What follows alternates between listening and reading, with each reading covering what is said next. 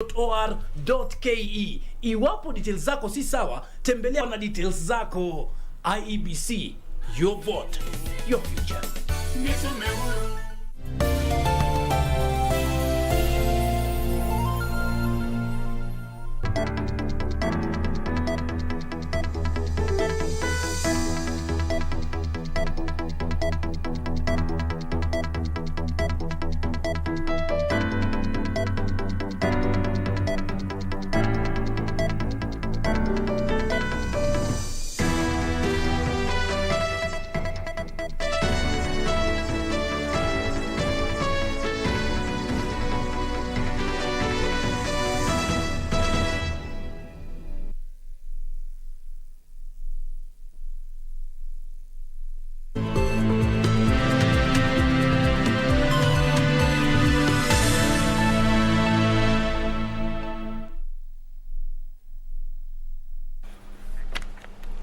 Good afternoon. Thank you for creating time for us. This is KBC. You're just in time for the lunchtime news.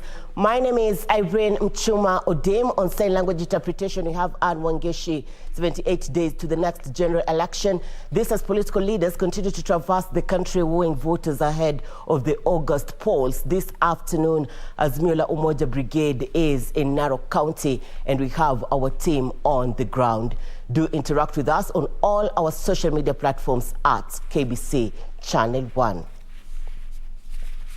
Independent candidates seeking elective positions in Thika, Kiambu County have vowed to team up in a bid to clinch the positions against their counterparts sponsored by various political parties.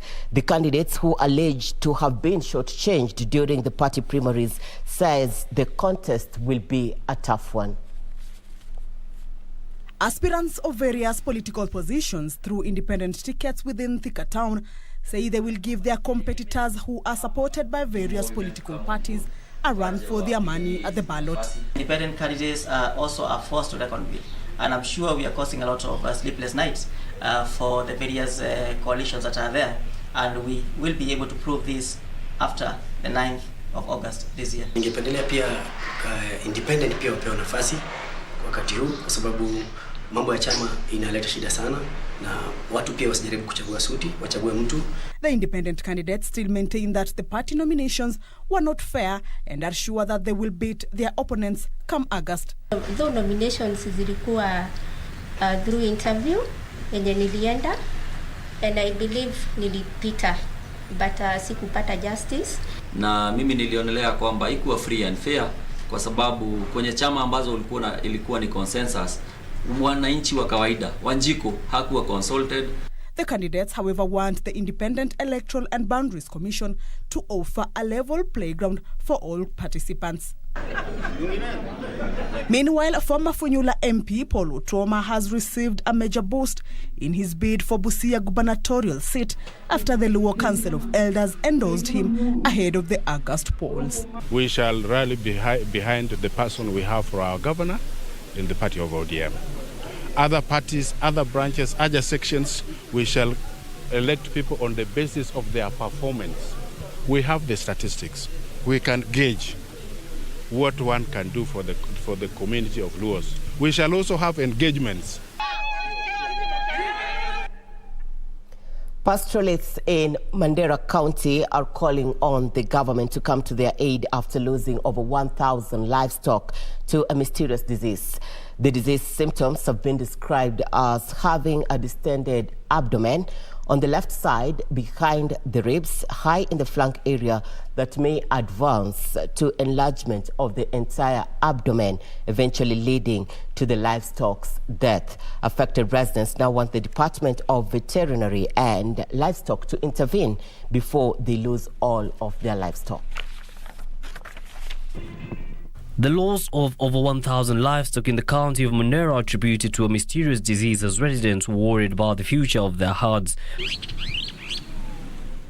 The most affected areas are Mandera East, North and Lafe sub-counties, with pastoralists now wondering what to do to salvage what is left of their stock. Mbuzi ile mtu alikuwa na 1,000, sasa ako na chini ya 100. Miti yake inalala kila mahali, tumbo imefura yote. Miti yake hata sasa ile maji mahali ilikuwa hata ugonjwa imetokea, dudu imeingia, tawa mingi. Kitu ingine inaitwa labalol ambao hakuna dawa. Ndo mbuzi mingi amekufa kabisa. Sheep and goats are said to be the most affected of the stock, and the residents have faulted the county government, saying their pleas for help have fallen on deaf ears. Mbuzi ile sasa mimi naonesha wewe ya mama ingine. Ile yangu binafsi 364 inakufa. They now want the national government through the veterinary department to come to their rescue amidst fears of losing all their livestock to the mysterious illness. Yusufar reporting for Lunchtime News. Now, as we celebrate the Day of the African Child to mark the commemoration of the 16th June 1976 student uprising protest against apartheid-inspired education, Kenyans have been urged to choose leaders who will put the interests of children at heart. This day is also celebrated to reflect on the progress made towards children's rights. Speaking at Ruaiwa, the Deputy Speaker of Nairobi County Assembly, Geoffrey Majiwa, who is also the Jiru Sub-County Scouts Chairman, said he will do everything to ensure interests of Scouts and children in general are catered for in the sub-county. Member of County Assembly Ruai, John Kimangu Nyumu, has also promised to finish the already halfway built rehabilitation centre at a 40-acre piece of land to benefit the less fortunate children and orphans in Nairobi. Kama hiyo mambo ya children homes, tuangalia tutashirikiana wao, tujue ni wapi ambaye watoto wetu wako kwa hao. Na ningeomba serikali inayokuja ambaye mimi mwenyewe nitakuwa mmoja yake ya kwamba ile rehabilitation center ya Ruai imalizike kwa haraka sana. Kuna watoto wametoka mahali mbalimbali, wengine wamekuja na vitu vyao, wengine wamekuja na vyakula, na tuliweza kupeleka katika different children's home, and today we were climaxing the Day of the African Child. Margaret Nduta, Programming Commissioner in Jiru Sub-County Scouts, said children are supposed to be taken good care of to secure the country's future. The leaders also urged politicians to ensure peaceful elections and avoid endangering children. The government has been urged to pump more resources into the mental well-being of teachers to curb the rising cases of suicide in the profession. Psychologists say many teachers are increasingly becoming mentally ill, and so there is need to investigate the root cause of the problem and avert triggers. We have agreed and we have resolved as a team. The rising number of mental illness-related suicide cases among tutors has prompted the Kenya Union of Post-Primary Education Teachers to seek intervention from the government. Break the stigma. Tena tufunguke walimu. The union's Kiambu County Chairperson Rose Kiero highlighted the need for more resources to be channeled towards the mental wellness of teachers to avert more unfortunate suicide cases. Teachers cannot be productive if their mental wellness is not stable. Sentiments echoed by George Kagurani from Better Healthcare, who decried many cases among tutors that went unreported, hence the need for more awareness. We need to put up some effort to promote mental health. Most of the cases that we are encountering are those of burnt out, especially for teachers, because of the road that you are carrying today as teachers. So important to normalize the conversation on mental health and good mental health for that matter, and also know how can I know if I have a problem, where do I go, where can I get help. The teachers have further been asked to avoid suffering in silence and visit wellness centers for relevant checkups. Yusufar reporting for Lunchtime News. A section of women leaders from West Pokot County led a peace walk to sensitize residents of the need to maintain peace during the upcoming general election. According to West Pokot County Assembly Speaker Catherine Mkenyang, women bear the biggest brunt of electoral-related violence, hence the need for them to be more aggressive in supporting peace efforts. West Pokot, Turkana and Elgeyo Marakwet are among counties which have been greatly affected by banditry attacks and cattle rustling that has seen dozens lose their lives in the recent weeks. A situation that has prompted a section of women leaders from the West Pokot County to make calls for peace ahead of the general election. With cooking sticks on their hands, the women leaders led a peace walk across the county to make their voices heard. According to Catherine Mukenyang, the County Assembly Speaker of West Pokot, women bear the biggest brunt of any form of violence. Tumeshika mwiko kama wamama. Hii ni ishara kwamba wamama sisi tunapika kule nyumbani.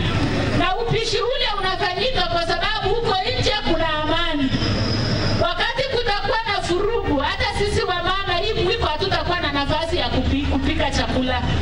So ninaomba kila mama tutafute amani. The state of insecurity has led to the paralysis of several businesses in the area, consequently affecting the standards of living of the residents. Biashara mingi sana imeathirika na ningeomba wakazi wote wa kaunti hizi zote mbili ya West Pokot na Turkana kwamba wadumisha amani katika muda huu na baada ya election waensure kwamba amani inadumishwa katika kaunti zetu. The women have vowed to sustain the initiatives aimed at bringing harmony to the region affected by perennial conflicts. Tusifanye hii siasa ikue do and die. Ni kukufa ama kupona, hapana. Tarehe 10 bado ipo. Wewe bado ni jirani yule, wewe ni mwanabiashara yule, wewe ni mwendesha bodaboda bado ni yule, bado unataka pesa. So tutafute amani kwanza, mambo ya tarehe 9 itapita na maisha yetu itaendelea tarehe 10. Similar calls were made by persons living with disabilities in Turkana County who led a demonstration aimed at calling for peaceful campaigns ahead of the August polls. Sisi tunatangaza amani kabla, siku na baada ya uchaguzi ili kwamba tuwe na amani, kura ya amani. Na pia serikali atukumbuke sisi tukiwa walemavu, tusiwe tena tunabaguliwa, tusiwe tena tunawekwa chini. Pia hata sisi tuweze kupata nguvu na tuweze kufanya kitu. For Lunchtime News, I'm Safin Acheng Ouma. Now we cross over to Nyayo National Stadium here in the county of Nairobi, where my colleague Jacqueline Masharia is with an international organization that is today marking the memorial of those persons who passed away after they lived with HIV and AIDS. Masharia, good afternoon. Kindly bring us up to speed with the latest developments from the Nyayo National Stadium.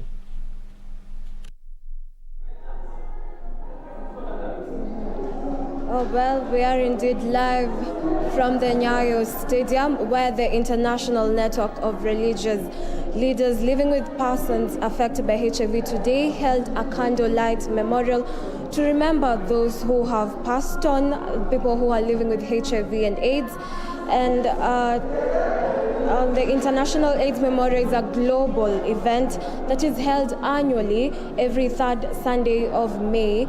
And maybe to talk more about it, or to talk about the event that is here today, we can have an interview with one of the stakeholders today to tell us more about the day today. So maybe you can tell us the name and what the day means to you today. My name is Jerop.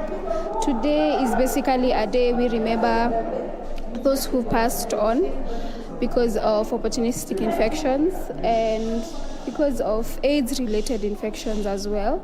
We also remember the journey and how far we've come from since the first case of HIV here in our country, and we remember and mark the milestones we've made. Yeah. Or maybe we can talk about the stigmatization.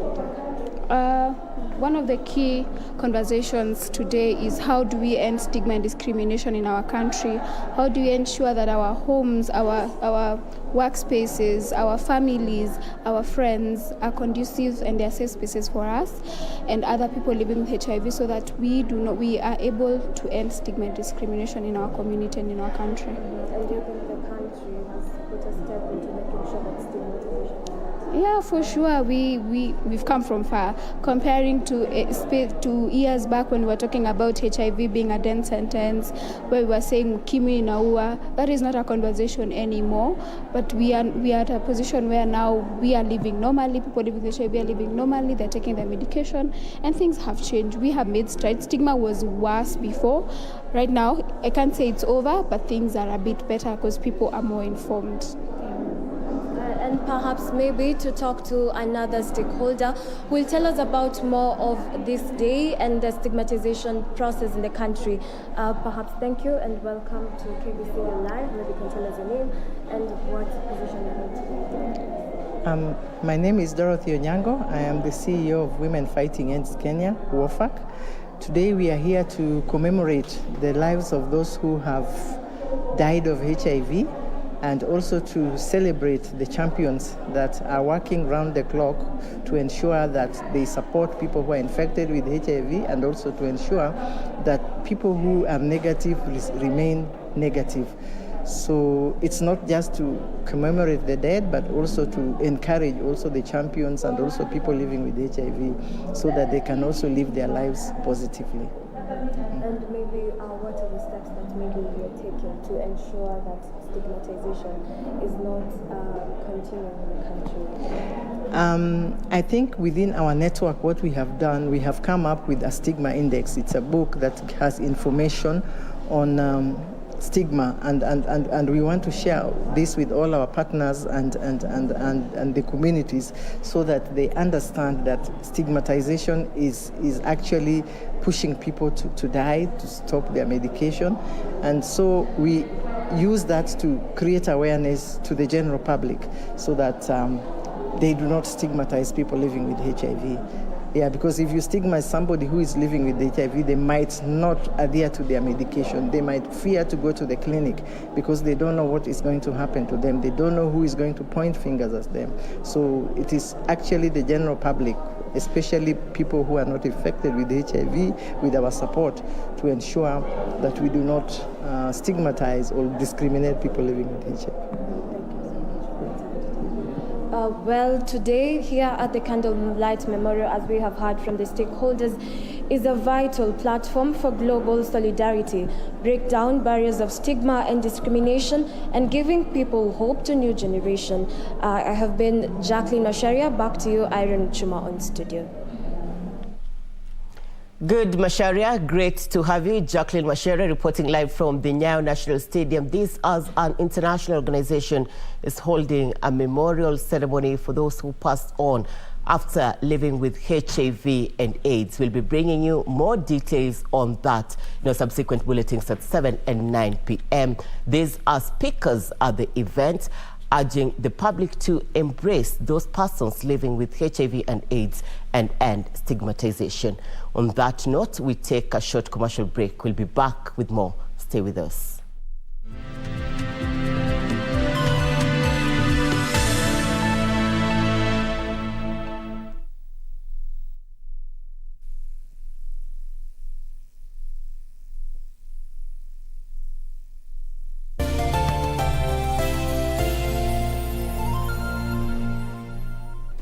Do you have a news story to share with KBC? Get in touch swiftly on email news@kbc.co.ke or call 0723-892-654 or 0734-780-124.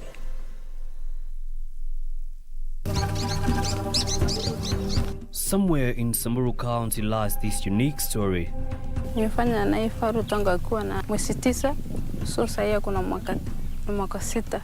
Join me, Yusuf Far, this Sunday as I bring you My Child Loijipu. Uchaguzi mkuu wa tarehe 9 Agosti utabadilisha pakubwa taswira ya kisiasa ya taifa hili.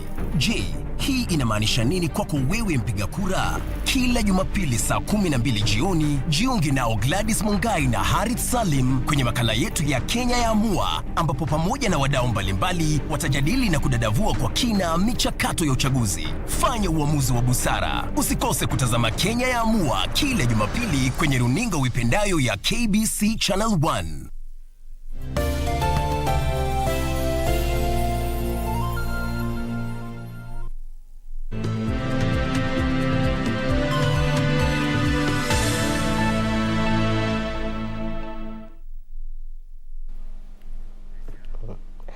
Thank you for staying with us. You're watching the Lunchtime News. Welcome back. President Uhuru Kenyatta has underscored the role played by Kenya's permanent mission in Geneva Switzerland in promoting the country's interests at the global arena. According to the head of state, Kenya's strong presence in Geneva since 1995 has enabled the country to remain strategically engaged in global affairs, besides making significant contributions towards a better world. We are here today to commission this chancellery, and I believe that this symbolizes our desire to boost Kenya's image globally and to consolidate Kenya's relevance internationally, shape and strengthen our international footprint, and to consolidate international legitimacy as well as leadership. It has indeed been an objective of my administration to own properties in countries where we have a diplomatic presence, in order for us to fully integrate with the host country as we promote, project, as well as protect our interests as a nation. Kenya, like all nations, must employ a range of different tools to leverage opportunities and to manage risks in a currently very complex. As we delight in this achievement, we remain acutely aware of the bigger responsibility and mandate which you have given us here in Geneva. The investment your government has made under difficult circumstances is a constant reminder for us in the mission to continue flying Kenya's flag even higher in the community of nations as we contribute to the search of multilateral solutions to the ever-increasing and dynamic global challenges. Makueni Governor and senatorial aspirant Professor Kivutha Kibwana is urging Wiper Party leader Kalonzo Musyoka to return to Azimio la Umoja One Kenya Coalition Party and root for Raila Odinga's presidential bid. Speaking in Makueni, Governor Kivutha said the position promised to Kalonzo in the coalition is important for the Ukambani region. Gishuki Washira with the details of this and other stories making headlines in the political scene. With only 78 days remaining to the August general elections, Azimio la Umoja One Kenya Coalition Party is determined to safeguard its strongholds despite the last-minute drift by Wiper Party leader Kalonzo Musyoka. Makueni Governor Professor Kivutha Kibwana is now reaching out to the Wiper Party leader. Even after declaring that he's a presidential candidate, he said he's taking time off, and we saw him looking after cows, which is a good thing because we also prize livestock rearing as a community. The position of chief minister, which is like the prime minister, is an important position because you coordinate all the ministries. Meanwhile, in Isiolo County, Nairobi County Assembly Majority Leader Ibrahim Guyo's ambition to be the next Isiolo County Governor has been endorsed by a section of Borana elders from the populous Karayu clan. Ni kuhakikisha Governor Guyo, sinaitanga Governor Kayole, tumepitisha kama Borana Karayu, tumepitisha yeye akuwe governor yetu candidate. Tumepitisha yeye leo, tumekubaliana, tumepitisha yeye, hakuna mwingine bila yeye. In Laikipia County, the Service Party leader Mwangi Kiunjuri has vowed to champion for a sustainable kazi mtaani program in the Kenya Kwanza government if they win elections. Lazima tuhakikishe ile kazi mtaani haitakuwa inaletwa tu wakati watu wanataka siasa ama inaletwa na inaondolewa. Manake hatuwezi pata makazi ya kutosha ya kuajiri kila mmoja wetu. Hata kama tutakuwa tunajaribu kuweka makazi 1,000,000 ama 2,000,000. Wale vijana ambao hawako kazi ni wengi kuliko 1,000,000, 2,000,000. Elsewhere, Garissa Township MP Aden Duale has called on President Uhuru Kenyatta to move with speed and appoint the secretary to the cabinet to ensure smooth transition after general elections. Niandikia barua by the head of public service, Mr. Joseph Kinyua, purporting that he is acting as the secretary to the cabinet. I want to tell Joseph Kinyua that you have no constitutional mandate to act as the secretary to the cabinet. read Article 154, it says Secretary to the Cabinet. So tunamwambia Rais Uhuru Kenyatta, you must appoint the Secretary to the Cabinet who will become the chairman of the assumption of office. Meanwhile, Baringo Governor Stanley Kiptis has unveiled CPA Richard Koech as his running mate. Kiptis will battle it out against former Governor Benjamin Cheboy, who beat him to the UDA ticket. Gishoki Washira, Lunchtime News. Thank you, Gishoki Washira. Good to have you. 100 needy widows in Kitui Central Sub-County have benefited from a donation of goats to help them mitigate the effects of drought. The donation was made by the Goat Foundation in a bid to address the plight of widows struggling to make ends meet after the demise of their spouses. Nation came at a time when long rains failed, leading to acute crop failure. Each of the 100 women took home 2 goats, a male and a female one. Steve Down, founder of the Goat Foundation, was inspired to start the foundation by a story of a needy widow left suffering after her husband committed suicide. Down reiterated the importance of giving. I had the opportunity of meeting a community leader by the name of Dominique. He told me about a recent funeral that where he officiated in the death of a young man who left a widow and 4 young children. And I learned also that that this young man had taken his life. Now, why would a man take that which is most sacred? This man who took his life inspired an idea called the Goat Foundation, giving hope by giving goats. Shem Oluchiri, the chief marketing officer for the Goat Foundation, said they plan to give out 20 million goats to 10 million women by 2025. Kampuni ya Financially Fit imechagua the Goat Foundation na kuna mapato ambayo imetengeneza kila mwezi inapatia the Goat Foundation. Na Goat Foundation mradi wao kuu ni kusaidia wajane. So inasaidia wajane kujikimu kimaisha kwa njia ya kupeana mbuzi. Malengo yetu ni kuhakikisha tumepeana mbuzi milioni 10. Kwa milioni 20 kwa wajane milioni 10. The beneficiary could not hide their joy after receiving the goats, describing how the gesture would improve their livelihood. Niko na mbuzi zingine nitaongezea. Lakini hizi kwa sababu zimetolewa na Steve Down kutoka Amerika, nitakuwa nikiziangalia kabisa nione mazao na najua sitakuwa na faida nyingi sana. Kitui Central MP Dr. Makali Mulu lauded the initiative, urging other profit-making Kenyan companies to follow suit. What was being done today by the Goat Foundation is actually a biblical issue.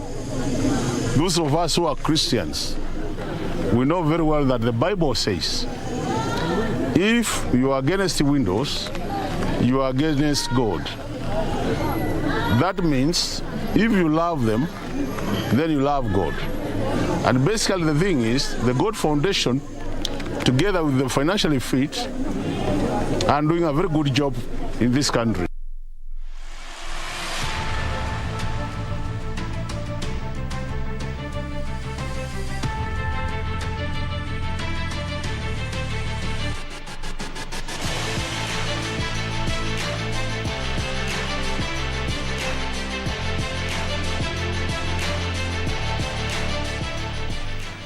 And time for Channel World Sports News. Let's play. 10-man RB Leipzig lifted the German Cup at the 3rd attempt, winning 4-2 on penalties, having fought back to draw 1-1 against Freiburg after extra time at Berlin's Olympic Stadium. Leipzig coach Domenico Tedesco finishes his first season with the trophy, having replaced JC last December. Long towards Hurler, and now it's a foot race between Hurler and Halstenberg. Christopher Nkuku equalized in 90 minutes after Leipzig had Marcel Halstenberg sent off. We will hope it is the first of many. 2 goals in 3 extra time minutes by substitutes Ryan Jack and Scott Wright won Rangers the Scottish Cup against Hearts and eased the pain of the Europa League final defeat. The Ibrox side claimed the trophy for the first time in 13 years after Jack crashed a shot in the off-the-bar from the edge of the box before right finished law passed Craig